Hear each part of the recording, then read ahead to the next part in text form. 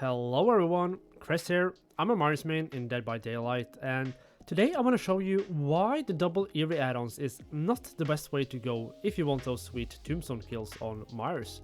You will see much better results with only bringing the tombstone alone than bringing the infinite tier 3 as well.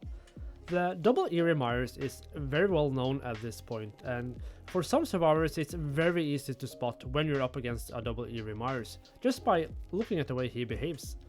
The amount of stalk you need to get to tier 3 is also insane and can take quite a bit of time, especially if survivors just keeps looping you around a high loop, for example. More than often, you won't get to tier 3 until there's like one gen left in the game. This build I got for you today is a whole nother world. But before I show you a few matches, let's first go through the build. First we have Corrupt Intervention. This is kind of a given on most of the Mars builds, just because we really want that little time in the beginning of a match to get some stock in. Bamboozle is a great perk to block windows, since we know that vaulting survivors can't be moored by the tombstone, and many survivors take advantage of this. The extra wall speed is also a great addition to catching up to survivors, since we don't have infinite tier 3. Deadlock, honestly, is just there to give us even more time to get the kills done. And last we have Play with your food. With the tombstone, you move 9% slower when you are in tier 3. Play with your food is here to counter this. This also works great since you don't lose stacks of Play with your food when you moor a survivor, and there's really no reason to hit any survivor anyway, so as long as you get 3 stacks, you won't lose them. As for the add-ons, we of course have the bread and butter of this build, the tombstone. This allows you to kill any survivor you can catch regardless of health states or hook stages, but it does take 200% more stalking to get to tier 3 the first time, and as I said, you do move slower in tier 3. And last we have the Myers Memorial. This is just to give us some faster stalks so we can get that first tombstone kill as fast as possible. Now that we have the build set up, let's get into a match and see how it works.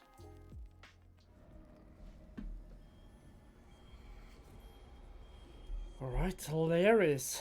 So, Laris is a map with a lot of windows that are kind of somewhat our nemesis with a Tombstone Myers. But we're gonna make it work. So, no. There are a few, tips to make this build work even better, and I'm gonna try to talk you through it as I do it. I kind of want to leave Yui because I couldn't stalk Leon without stalking Yui, so you kind of want to have some sort of control over how much stalking you can get for like one survivor. And I'm gonna show you how much stock one survivor can give you, which will pop up on the screen any moment. Because Yui is kind of the one I want to kill first, because first of all she can give me the stacks of Play with the food, and right now I can basically get as much juice out of her as possible and leave the juice for the rest of the survivors for later. So she probably doesn't know that she's about to die, which is fine with me. And also, as you can see, like if I had, let's say, the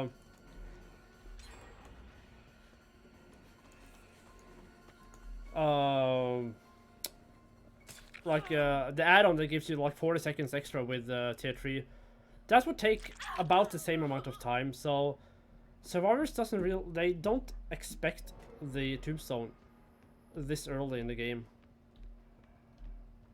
and this also might confuse them, because why didn't he have the tombstone piece? Well, I don't know. Oh, did you just try to... Oh, well, I didn't mean that to happen. Okay, let's say worst case scenario. With the first tier 3, I got one survivor out of the game and 1 hooked. That's somewhat, I mean, pretty much GG for the survivors. And I have a lot of stock to get from the rest of the survivors anyway. Yeah, thank you. So I might as well just juice out Leon and kill him. So with this build, you usually have enough stock to get to tier 3 3 times. And 3 times with the tombstone, that is insane.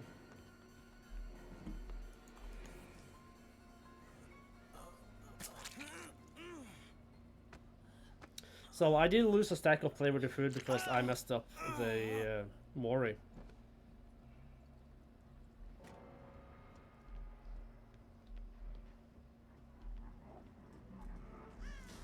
So the question is this a hatch game for the last survivor? Yeah, seems like it.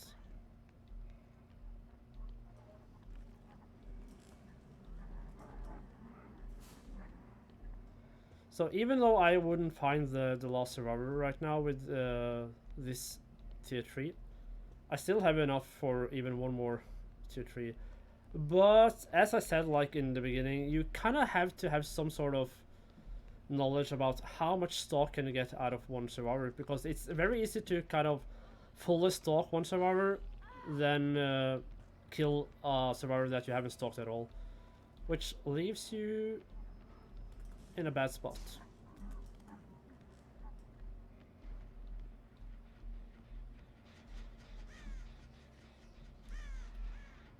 Well, can't find her. Okay. The hatch race begins then.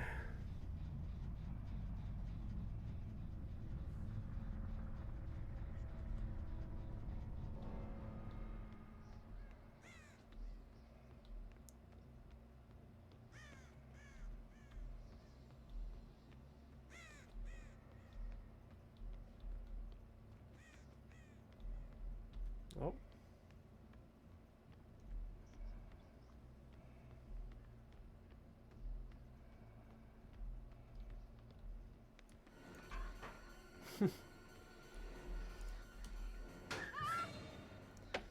It's a better death than being worried.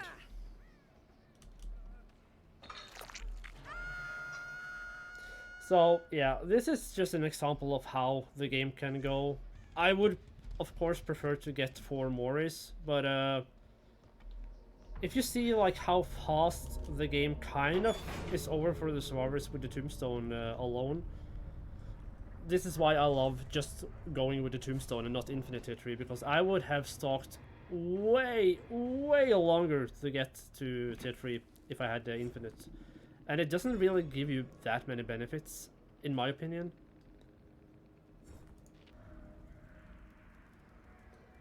Right, so we had a map offering, so this is a fairly big map, so this is absolutely gonna be a challenge. Then again, what is so fun about the Tombstone Mars is that nothing really matters. They have medkits, doesn't matter. They have boons, doesn't matter. Flashlights, a bit annoying, but in the end, it doesn't matter. Yeah, no. So the build is kind of simple because you're gonna try to do the same all the time. Find 1 survivor that is not your obsession. You're gonna stalk them for a little bit, just so you know you have enough juice for your obsession. So for me, that means a little bit more, and I need to find Lori, and she's gonna die.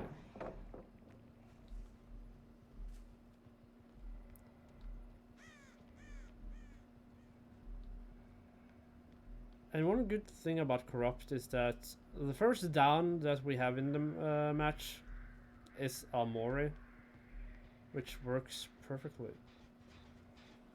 Okay, let's just use... Okay. I should have more than enough for Lori now.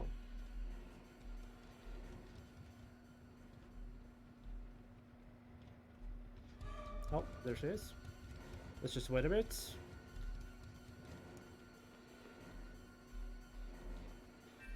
One sec.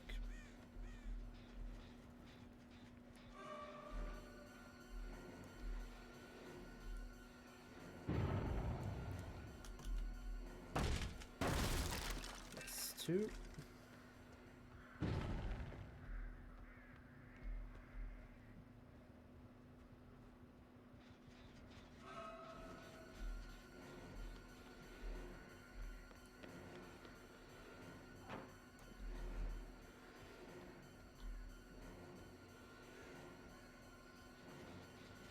And I just realized I'm a dingus that doesn't use bamboozle.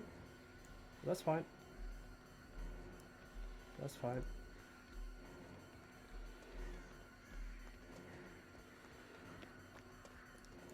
I guess this is a good place to die, isn't it? Okay, so we got one survivor out of the game. Hopefully Leon stayed at the gen, so I can get him as well. Let's see.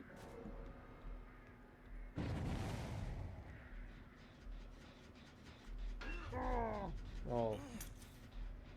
That was stupid of you. Okay, so I'm gonna guess he... Actually... Did he stay? Oh. Well.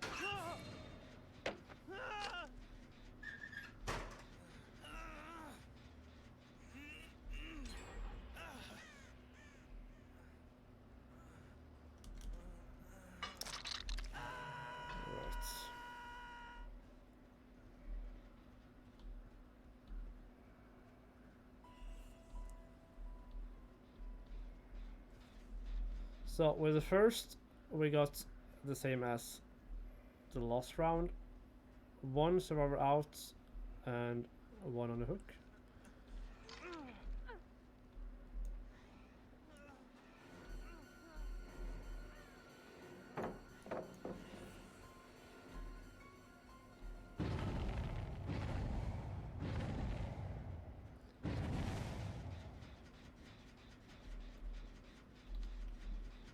Oh.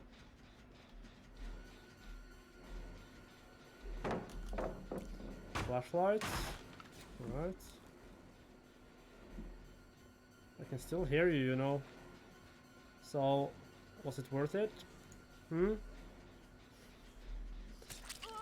And that's also a thing that I feel is kind of not important on Myers with this build, but having the ability to listen to the survivor that flashlight you. But then again, that applies to all killers.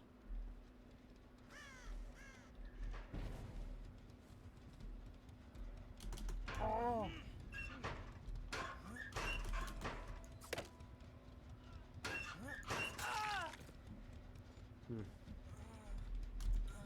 I guess he gave up.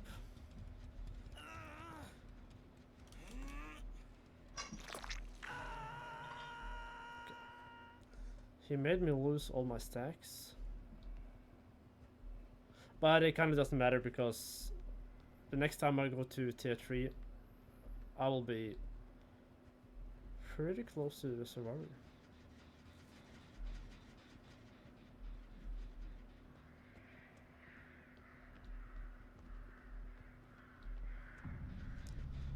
Okay, so I have another hatch game.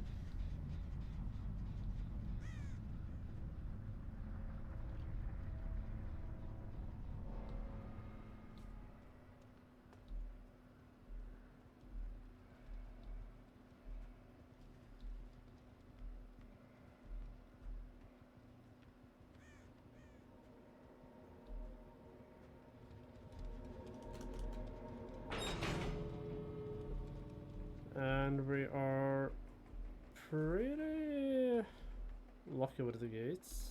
Maybe. Or maybe, yeah, we are, actually.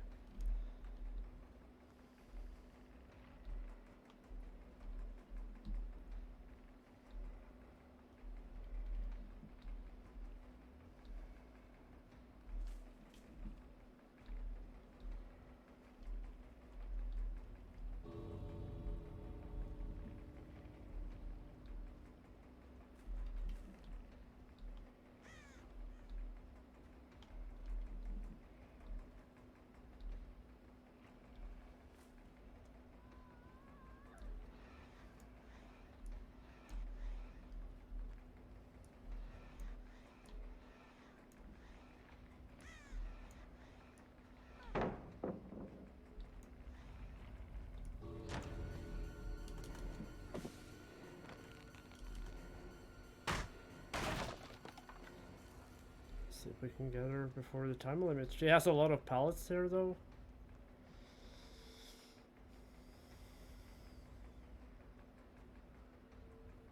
Yeah. Sorry.